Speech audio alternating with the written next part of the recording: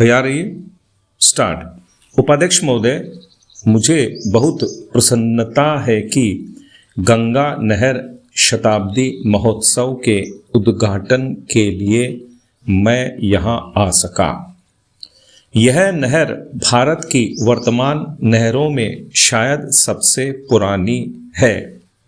इस नहर से इस क्षेत्र के लोगों को जो अनेक लाभ पहुँचे हैं और अनाज तथा बिजली के उत्पादन से यहाँ जिस संपन्नता के युग का आरंभ हुआ है, उसके कारण नदियों की उपयोगिता में जनसाधारण का परंपरागत विश्वास और भी दृढ़ हुआ है। इस देश में नदियों को सदा ही महत्वपूर्ण स्थान दिया जाता है। आज भी हम नदियों को सिंचाई का और इसके द्वारा धन धान्य की उत्पत्ति का सर्वोत्तम साधन मानते हैं और उन्हें यातायात का साधन भी समझते हैं। आधुनिक विज्ञान ने नदियों की उपयोगिता में कुछ और वृद्धि कर दी है, जिसमें सबसे प्रमुख जल प्रपात द्वारा विद्युत शक्ति का उत्पादन है। हमारे देश में नदियों का जाल बिछा हुआ है। मैं समझता हूँ कि सिंचाई की दृष्टि से संसार में भारत का स्थान दूसरा है। केवल एक देश ही हमसे आगे बढ़ा है। भारत की जनता के लिए यह बात महत्वपूर्ण है कि नहरों की इस श्रृंखला का श्री गणेश इस देश में गंगा की नहर से हुआ।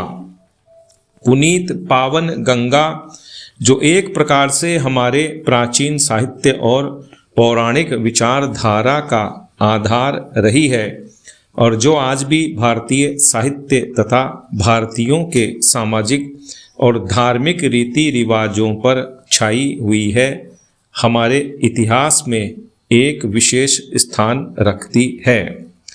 अब से हजारों वर्ष पूर्व भी यहाँ के लोग गंगा को पावनता का स्रोत और वरदान दात्री मानते थे। इसीलिए आज यदि वास्तव में भारत के सबसे बड़े राज्य के एक भाग ने अपनी संपन्नता गंगा की नहर से प्राप्त की है, तो हम यही कह सकते हैं कि पुरातन विचारधारा इतिहास के रूप में प्रकट हुई है। यह तथ्य चाहे एक संयोग मात्र ही हो, किंतु हम सबके लिए निश्चय ही इसका महत्व है। संभव है कुछ लोग सोचें कि 100 वर्ष पुरानी किसी घटना को इस प्रकार सामने लाकर उत्सव के रूप में मनाने का क्या अभिप्राय है। ऐसी शंका का आधार मानव स्वभाव से अनभिज्ञ और प्रेरणा के एक महत्वपूर्ण स्रोत को ग्रहण न करने की इच्छा ही हो सकता है। बीती बातों पर विवेकपूर्ण विचार का अपना ही महत्व है। इसके द्वारा ही क्रमागत उन्नति संभव है।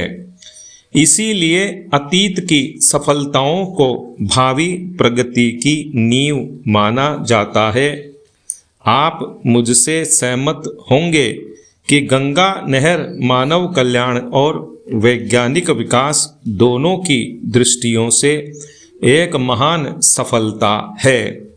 आज जबकि हम इस सफलता की शताब्दी मना रहे हैं, तो अनिवार्य रूप से इससे हमें स्फूर्ति और प्रेरणा मिलती है।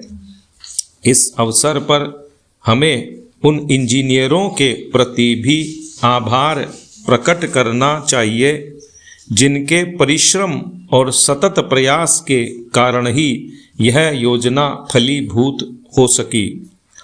आज हमें कर्नल कोटले और उनके साथी विदेशी महानुभावों का स्मरण होता है, जिन्होंने निजी प्रयत्नों से इस कठिन कार्य को संपन्न किया। विराम।